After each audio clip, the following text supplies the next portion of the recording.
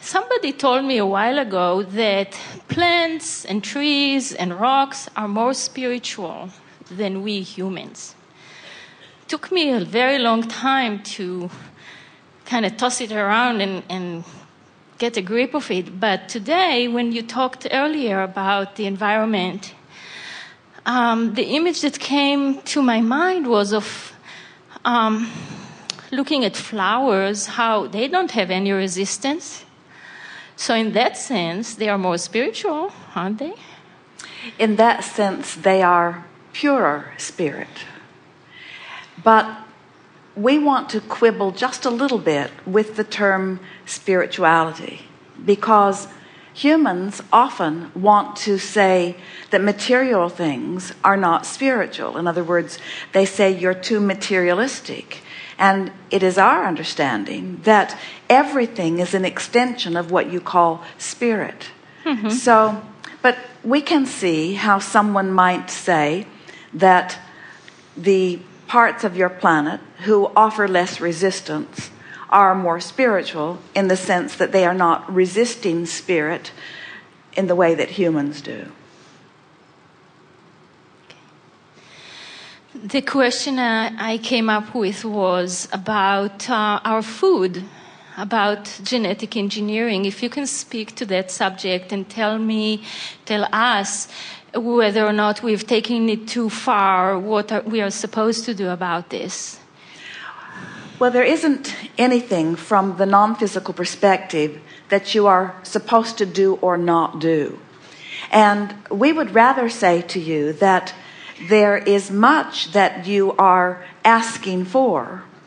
In other words, from knowing what you don't want, there are many solutions that you are asking for and that you are actually putting into your vortex.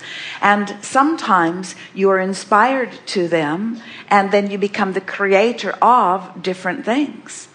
In other words, taking this subject of spirituality and considering it from an action standpoint, because that's a bit what you're talking about here. In other words, people want to say, well, I shouldn't be materialistic, I should be spiritual. And then they say, and I shouldn't offer action, I should do it all with vibration.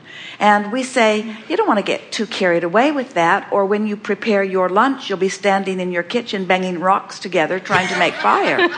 In other words, there isn't anything wrong with following the evolution of your environment. And so there are all kinds of things that at one time you never thought possible or plausible. And there will be many more things that you will come to that right now do not seem plausible or possible. And we would not put anything in a basket and say it is inappropriate. Instead, we would say that if you are inspired to it from this time-space reality, any time that this environment inspires a question or a desire, this environment has also already inspired the solution.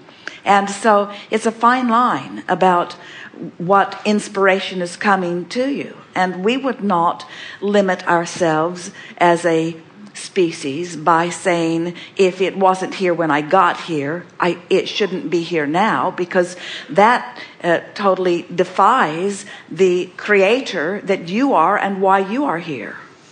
Okay, so if we are told recently that it's better to eat food that grows in the area that we live in, so that we are, I guess, we are supporting our bodies with our natural environment, then tomatoes that are manipulated and come from other parts of the world are not supportive of our physiology. Well, here's the thing.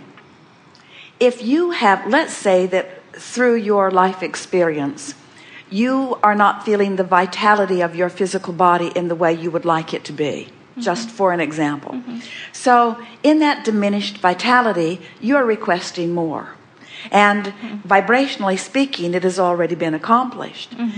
So then let's say that because you've been working to be in the vortex. You've been basking more and doing some meditation every day and looking for reasons to feel good and finding them and getting in the vortex and recognizing that you are, and then affirming from inside the vortex and practicing the vibration of it. So you've been tending to your vibration.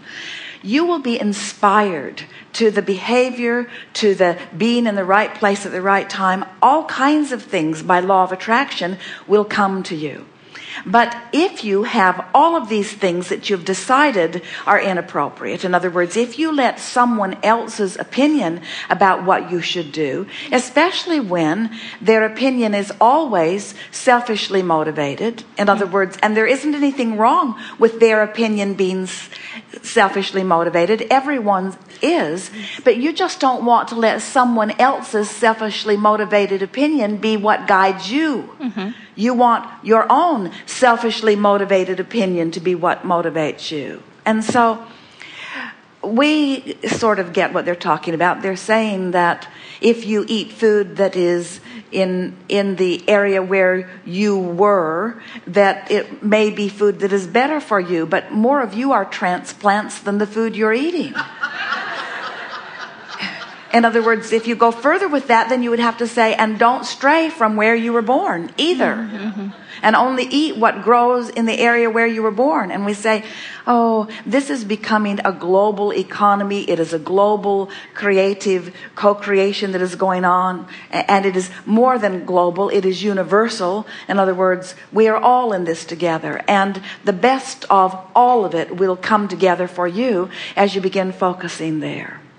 This subject, as far as we are concerned, is much more importantly about how to decide what behavior to offer or what behavior is best for you than it is about the specifics of the genetically engineered food, because there are so many people who want to guide you in behavior, not because they're not well-meaning and not only because it would be economically advantageous to them. People just think they're right, and when they think they're right from outside the vortex, they need you to think they're right too to try to make them feel better. But it never does make them feel better unless you're in alignment with who you are. It never feels better.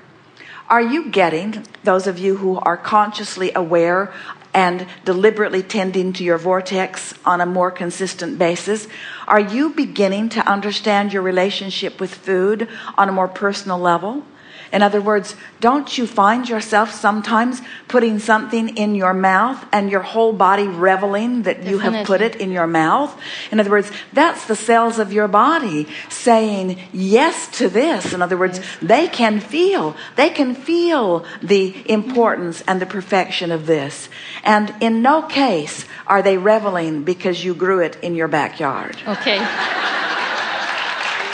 I'm definitely getting it. Thank you.